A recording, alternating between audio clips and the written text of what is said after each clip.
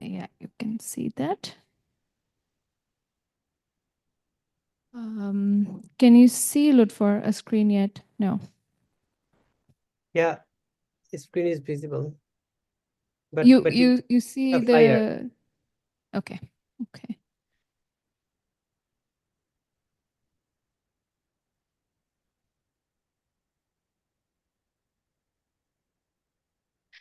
While we get that, we don't see the screen in the room. So while we get that sorted, I can just welcome you all to the presentation. For today, we are having a unique opportunity to merge the Gobeshona session into our innovative facilitation fellowship that's happening in Lusaka. We have been joined by 17 amazing fellows from um, all over the continent who are going to be with us for the next 3 days. And we are going to experiment and hopefully become better facilitators in the next 3 days. And with that, I would just like to hand over to Lutfor to also introduce the Gobeshona quickly to our participants so that they know what's happening, the virtual sessions that you have been running. And I would like to just give you the floor to tell us more about it quickly. Thanks. Lutfor, over to you. Thank you, Shanti. Can you just share my PowerPoints?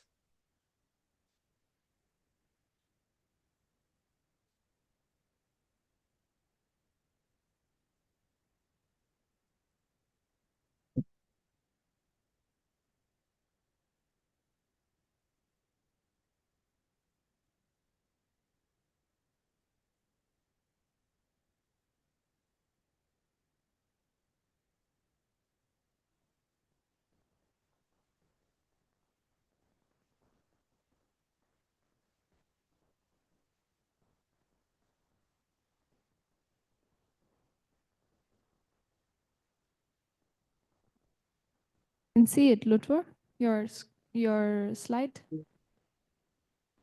Yeah, it's not visible. Yeah. Maybe It's not sharing. yeah. Okay. Thank you. Okay.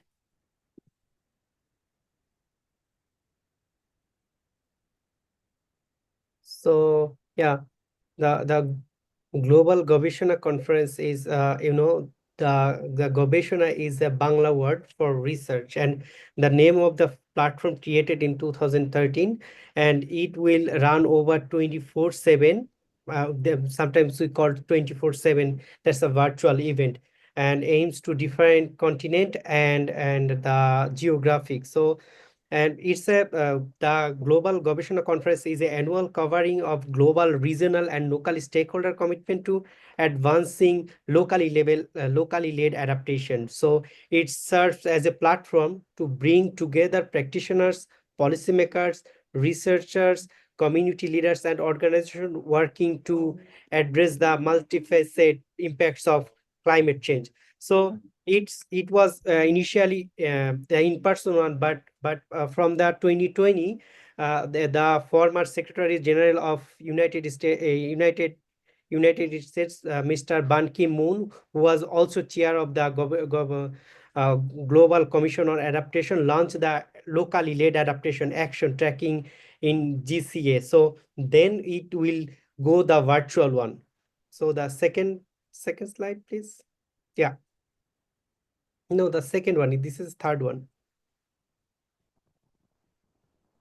Yeah. It's about the theme. So basically the themes of the global gobeshona represents a comprehensive framework for addressing the multifaceted challenges.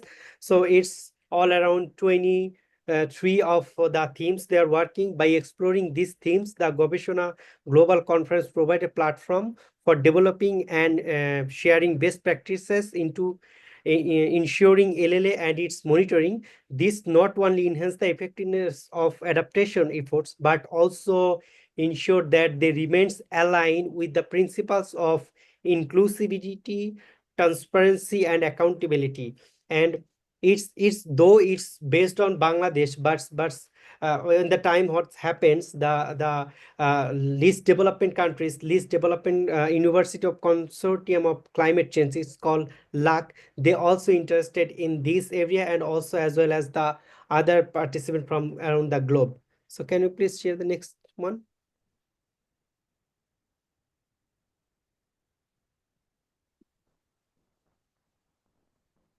Oh, this is the overview from the last Gobeshona Global Gobeshona Conference 4. So we have the participants from the 73 countries, and around participation around 1500 plus, and we have the 68 session and three of the high level session where was previously joined in Vanuatu Ministry of Land. This is the actually platform we are promoting to aligning the locally led adaptation action research in the global level. So thank you. That's all from my side.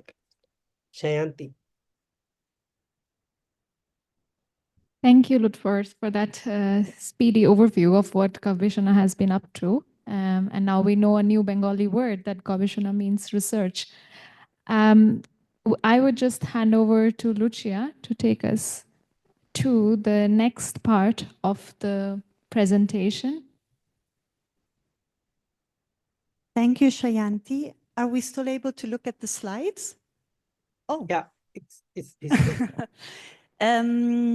So we're talking about facilitating complex dialogue, or rather like dialogue also in very complex situations that, for example, could include the issue of climate change. This is most definitely one of the most complex issues that we're facing. So what is it that makes dialogue complex? Okay, so okay, great. Whenever we are talking about complex dialogue, it means that and also working on these climate issues, it means that we're working with many diverse stakeholders. Often these represent different knowledge types. Maybe like some are coming with experiential knowledge. They could be practitioners. They could be farmers that have been farming for decades. Yeah, there could be academic knowledge holders, indigenous knowledge holders. So of course, when we're bringing together many different sectors, types of stakeholders, knowledge types, we will inevitably often see that the reality is that there are perceived hierarchies between these different types of knowledge. So that is one of the challenges that we may face. Building on that, even when we create interdisciplinary spaces, we see that as soon as we bring together, for example, scientists and social scientists, often we see that there are different languages, different terminologies being used, jargon or complex concepts that are being explained that prevent people from really understanding each other, because often one term like institutions can mean one thing to a scientist and another thing to a social scientist. And so those issues also can create a lot of misunderstandings and make dialogue and understanding between these different partners or these different colleagues very difficult. Another challenge that we often face is maybe tied to the actual inherent characteristics of stakeholders that are taking part, and these may be tied to intersectional factors. For example, people's gender. We often see that women maybe don't have the same standing as men or the same ability to voice their concerns openly in the middle of a meeting as men, or there may be socioeconomic factors, or they may be tied to one's ethnic group or religious affiliation, one's age. We have heard from some of the fellows that want to know how do we work with elderly people or with young people. So all of these factors need to be considered when we're trying to facilitate dialogue, and they can exacerbate the complexity simply because of these intersectional characteristics of the participants. And we also sometimes find that participants will come into co-creation processes with different values, assumptions, perspectives, interests, agendas, maybe organizational cultures, working styles. So again, all of these factors can really make dialogue difficult. And like even just the personality types, someone this morning was saying, like, sometimes we're in a room where someone is a bit of an ostrich. They're digging their hand in the sand. They don't want to understand the issue from anybody else's perspective. Or they may be a lion, like very aggressive. So how do we navigate across all of these different features of the participants in a room, in a stakeholder engagement? And finally, we also see that we often don't even have all the skills or are applying all the tools to really put ourselves into each other's shoes. Like often we don't try to apply a systems lens that helps us to see things from multiple perspectives. We may just be seeing one side of the problem and not the others. And yet there are tools out there that can help us, but we often don't have the luxury to really always think in a more systemic way that helps us to understand things from each other, from multiple perspectives, which is so crucial to addressing complex issues like climate change.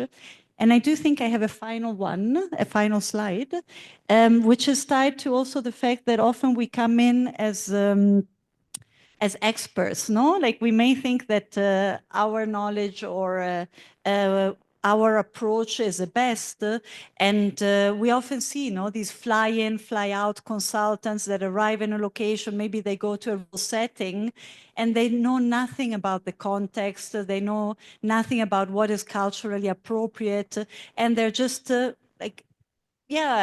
talking as though they know everything without really trying to understand this local context, the local cultural ways. So that can also then make reaching like inclusive or equitable outcomes much more difficult because we are not trying to really like create these safe spaces and inclusive spaces where everybody's knowledge count, everybody's view is important, everybody's perspective is important. So with that, I'm going to stop. I'm going to pass on to Irene that will take us to the field and share some experiences from Uganda on complex dialogues. Thank you so much, Lucia. And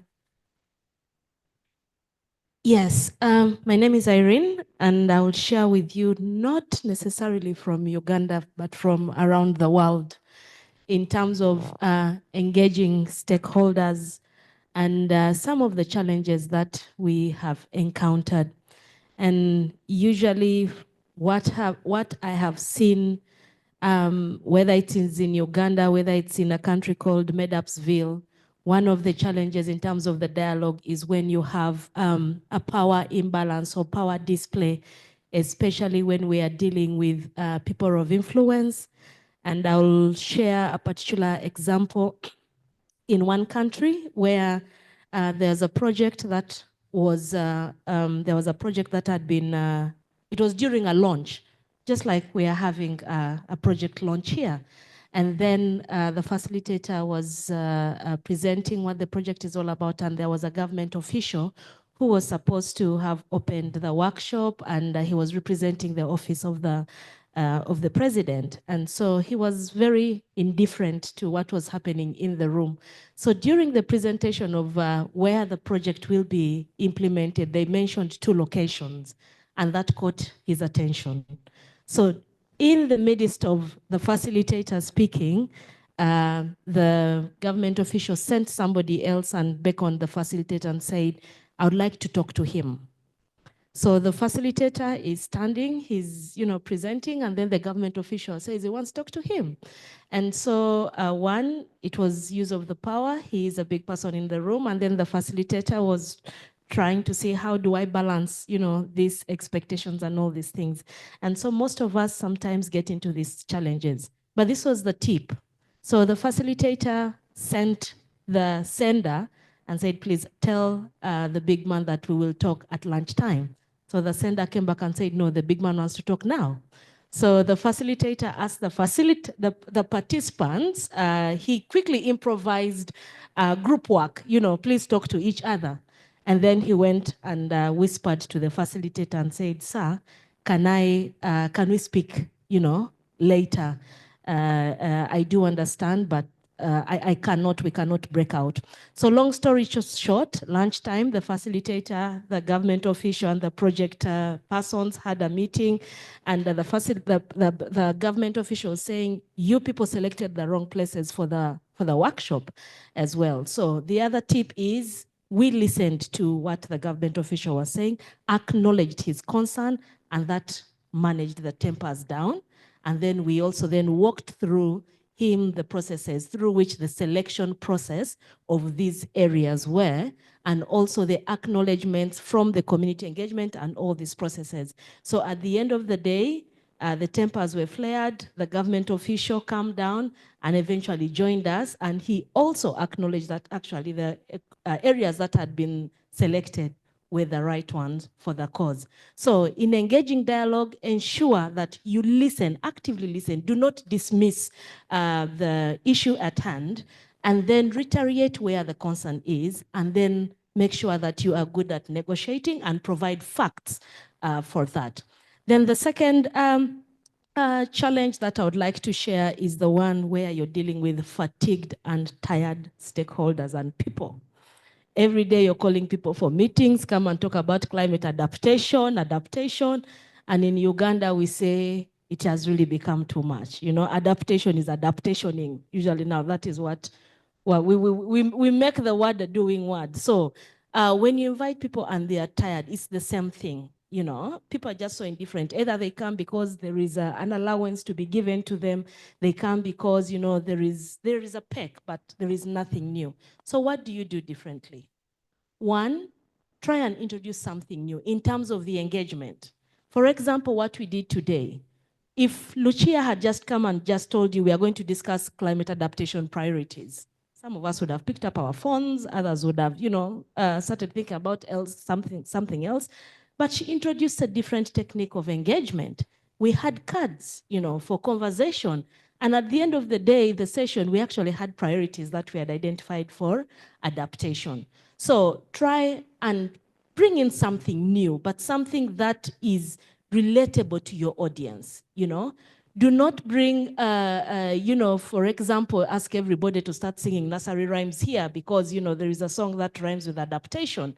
Maybe not everyone is excited about, going back to childhood memories and all these things. So learn your audience, learn your stakeholders, and adapt to that. So there are quite lots, but at the end of the day, the main tip that I'll give is learn your audience and always propose something that is comfortable for everyone. So we still continue to face these challenges, but we'll also try as much as possible to adapt and address them.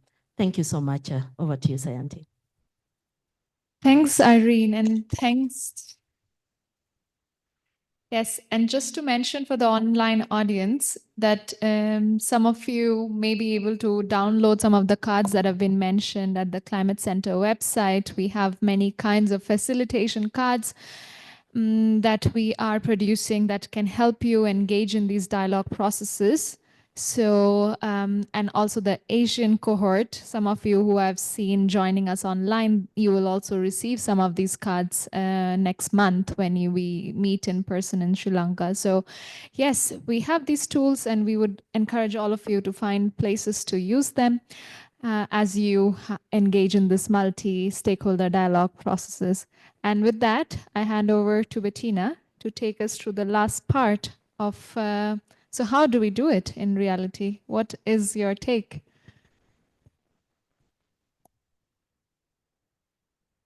Hello. Yeah. I think it's a really important question for us to answer together and to continue answering, because I think one of the aspects that is important to remember is that things evolve and shift, and so will our response have to evolve and shift and adapt. Right? We need to use what is there. We need to be aware of the challenges, and then we need to try and figure this out. And a lot of those figuring out moments are really, as our dear friend Salim Haq would say, it's learning by doing. You do something, You realize it's working only to a small extent. You learn from it and you adjust. And I think one really key thing that I think we need to do in dialogue is be very, very good and become the champions of reflection and learning. To really say after every engagement we had, even if it was small, and especially if it was unpleasant, we love saying, let's just move on and make it better next time. But that is the moment where the gold nugget is lying there for you to pick it up and to say, why am I feeling uncomfortable? Why was this feeling really traumatic? Why was I annoyed by this other person? Why do I feel now really angry and upset with this other person?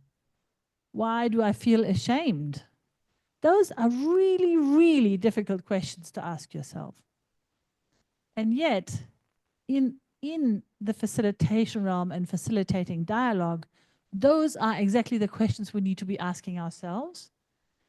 And then if we have a way of really reflecting it skillfully with our colleagues, they can make a real difference. Because if I say to this colleague who really, really, I feel like treated me badly while we were facilitating together, if I can say to this colleague, you know, when you did this, it made me feel so extremely uncomfortable because I felt you were not recognizing me, or, you know, and it reminded me of something that happened in my past that was so traumatic that really when you even just like did this small thing, I really felt so strongly about it.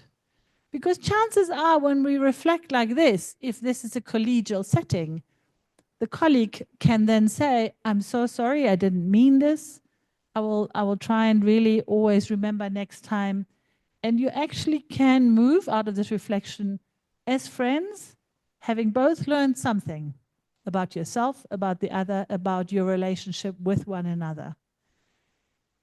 And I think really I would like to say in dialogue, we need to have skilled facilitation. So we have real dialogue. We have dialogue that surfaces issues, that is really inclusive. And Lucia said, yeah, we need to bring all the stakeholders together at the table. And it is so unbelievably difficult to do this. It really is difficult. And people speak a different language. And let's be honest, people come with their own agendas. They come with power dynamics. They come with, you know, things that might make you feel even unsafe as a facilitator. Facilitating dialogue like this is a big challenge. It's not a small feat. So I think to all of you facilitators, courage is what we need.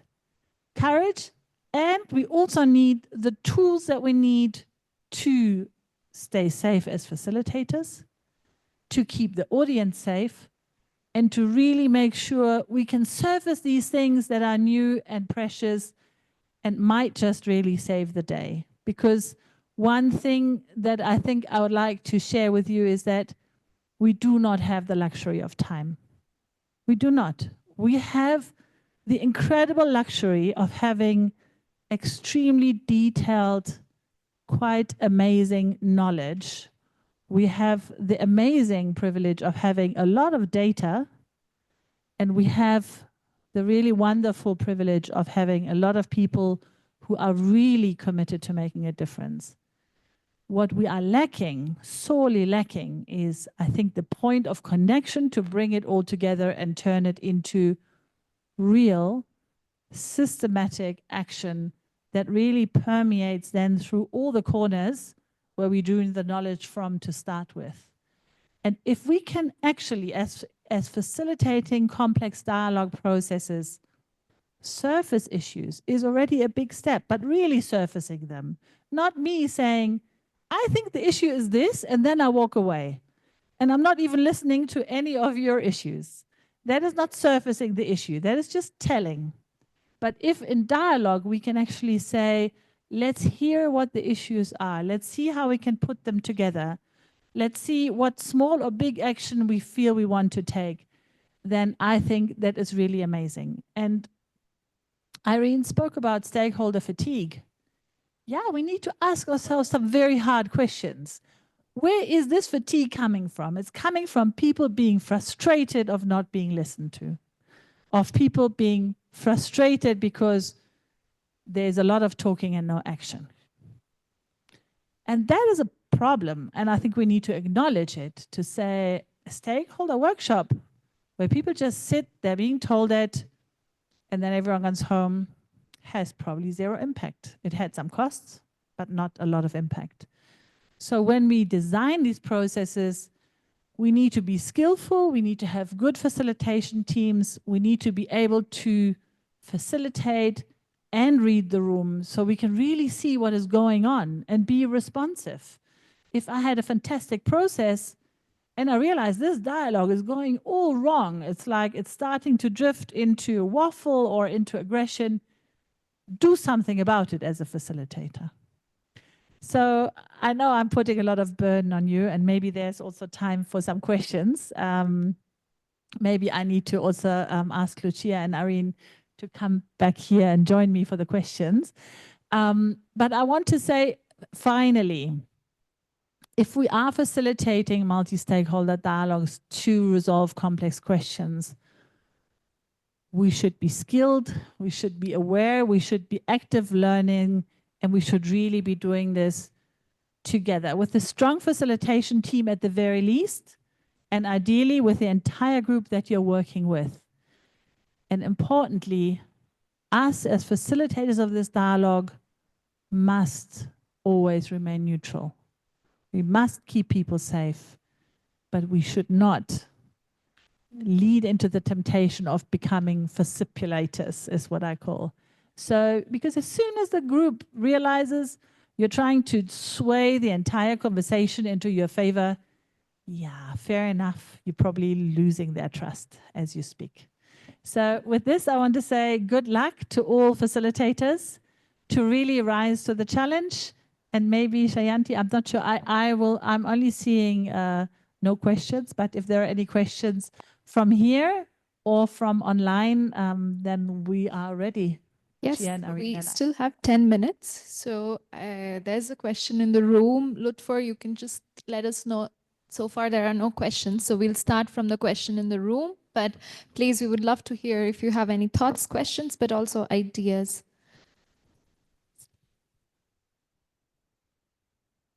My question, thank you for the three of you for this very insightful, reflections. And I think, especially from the examples that Irene gave, my question, or I don't know if she has an input, Irene, because one thing I learned from the power dynamics, example you gave is the ability to diffuse tension as a facilitator. I don't know if you have any examples, maybe from the three of you, of how to diffuse tension, because I think that's what I learned more from your case. And then secondly, probably from Bettina, what she's saying, that in every exercise there has to be reflection. I also feel like that sometimes, depending on different topics, especially very emotive issues, sometimes it might be helpful to, I just want your input probably for participants to self-reflect themselves rather than firstly just opening people to reflect and, say what they feel, even if it might be true, it probably might end up causing even more tension. I'd just like to get your insights in how do you facilitate this reflection where there's self-reflection, which also then enables collective reflection as a group. Thanks.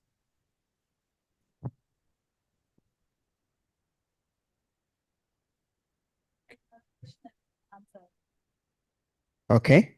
My question is for Irene or Bettina. I know you have like a variety of experience in facilitation. In most cases, we have, it's a mixture of audience. We have people who think that they know it, even if it's not true sometimes. We have the ones who actually don't know the subject matter. We have these ones who will not respect any rules, even if you say it's literally 10 minutes. I'm from Uganda, and we've had scenarios where very high level fora, and we have our president there. They have like 15 minutes also, and then it starts by, I didn't come 5,000 kilometers to speak for 15 minutes. And they go on for 1 hour and the entire program is like messed up. So there is always a mix of the audiences, the ones who listen, who don't want to listen, the ones who believe they know even if they don't. What's the golden rule of facilitation? What is that key skill that you need to take into consideration the parenting, the child, and all the different things that we've learned since morning?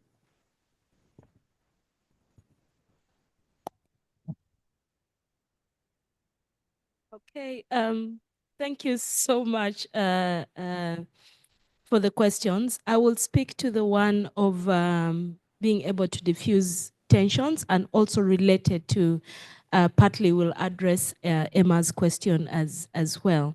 So one of the biggest responsibilities we have as facilitators is managing the trust that has been given to us for people to be able to listen and engage with you.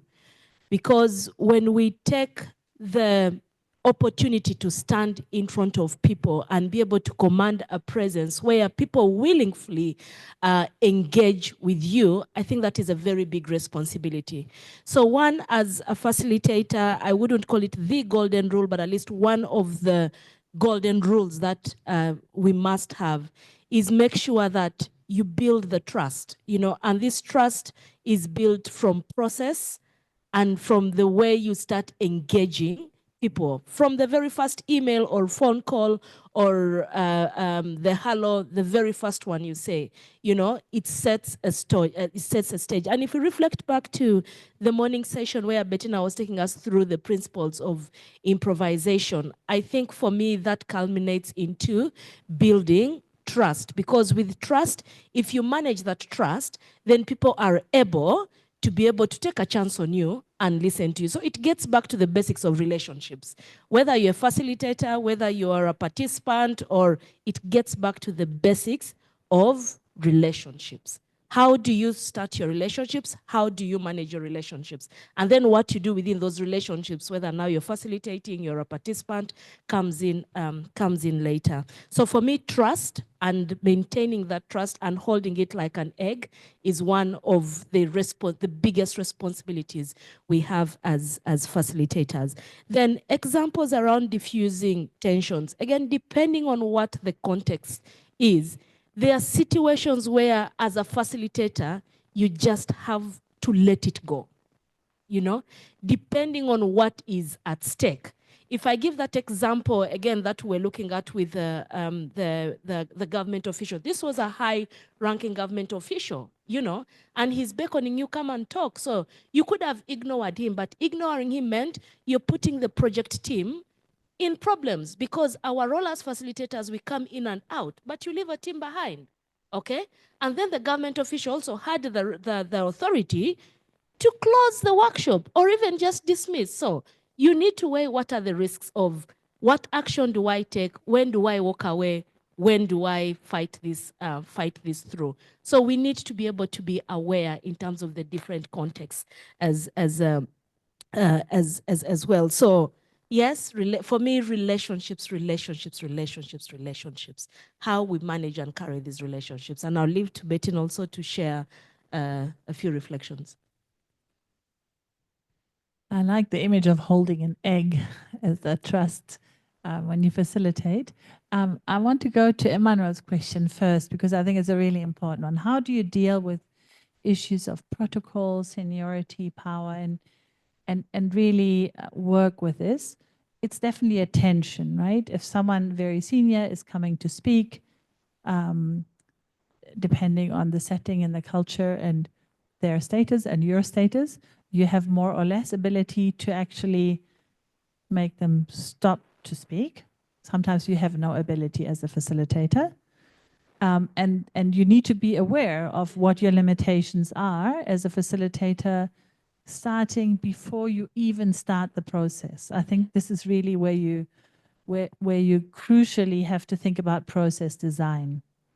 And I want to talk a little bit about that, because I think we have sometimes meetings where it is in the design up to us to say, is this a very formal meeting or is it informal? Or does it have a formal segment And then we know that most of the very formal dignitaries will probably leave at the first tea break. And then we can become more informal to really get to work with the technical level team. Yeah, I think those are considerations to explore with the facilitation team when you design the process. Also, maybe you have the privilege of knowing, if we invite this high level speaker, he or she is probably quite late, maybe even an hour late, and protocol will not allow you to start the process unless this speaker is now on stage and has formally opened the proceedings.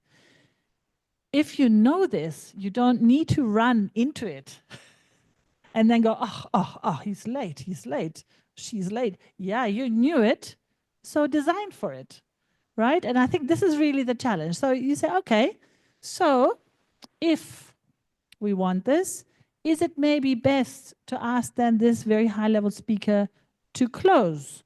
Yeah, or is it better to open, but then to have a bit more freedom to do something else that is informal, that is not part of the formal proceedings? So the designing is important.